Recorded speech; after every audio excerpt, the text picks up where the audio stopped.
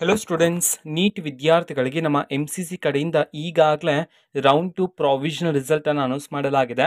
ಹಾಗಿದ್ರೆ ಈಗ round 2 provisional ರಿಸಲ್ಟಲ್ಲಿ cut off ಎಷ್ಟು ವೇರಿ ಆಗಿದೆ ಇದನ್ನು ನಾವು ಈ ವಿಡಿಯೋದಲ್ಲಿ ತಿಳ್ಕೊತಾ ಹೋಗೋಣ. ಸೊ ವಿಡಿಯೋವನ್ನು ಸ್ಟಾರ್ಟ್ ಮಾಡ್ತೀನಿ. ಅದಕ್ಕಿಂತ ಮೊದಲು ಲೈಕ್ ಮಾಡಿ ಮತ್ತು ತಪ್ಪದೆ ಸಬ್ಸ್ಕ್ರೈಬ್ ಮಾಡ್ಕೊಳ್ಳಿ. ಈಗ ನಾವು ಇನ್ಫಾರ್ಮೇಷನನ್ನು ತಿಳ್ಕೊತಾ ಹೋಗೋಣ.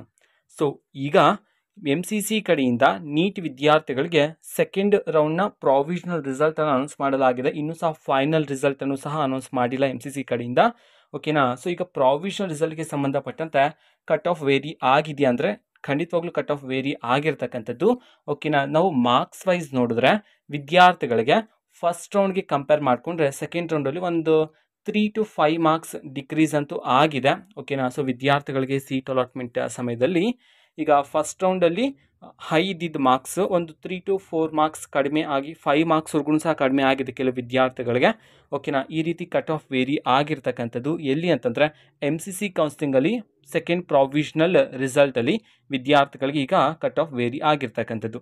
ಆ್ಯಂಡ್ ಫೈನಲ್ ರಿಸಲ್ಟನ್ನು ಯಾವಾಗ ಅನೌನ್ಸ್ ಮಾಡಲಾಗುತ್ತೆ ಇದಕ್ಕೆ ಸಂಬಂಧಪಟ್ಟಂತೆ ನಮ್ಮ MCC ಕಡೆಯಿಂದ ಇನ್ನೂ ಸಹ ಯಾವುದೇ ರೀತಿ ಅಫಿಷಿಯಲ್ ಆಗಿ ಮಾಹಿತಿ ಬಂದಿಲ್ಲ. ಓಕೆನಾ. ನಮ್ಮ MCC ಅವರು ಡೇಟನ್ನು ಅನೌನ್ಸ್ ಮಾಡಿದ ನಂತರ ಆದಷ್ಟು ಬೇಗ ನಾನು ನಿಮಗೆ ಮಾಹಿತಿಯನ್ನು ತಿಳಿಸ್ತೀನಿ. ಅದಕ್ಕೋಸ್ಕರ ಚಾನೆಲನ್ನು ಸಬ್ಸ್ಕ್ರೈಬ್ ಮಾಡ್ಕೊಳ್ಳಿ.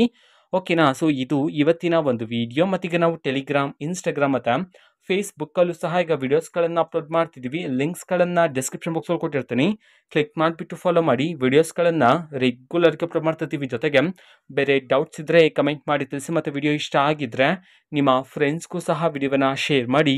All the best. Thanks for watching. All the best. Thank you. Bye.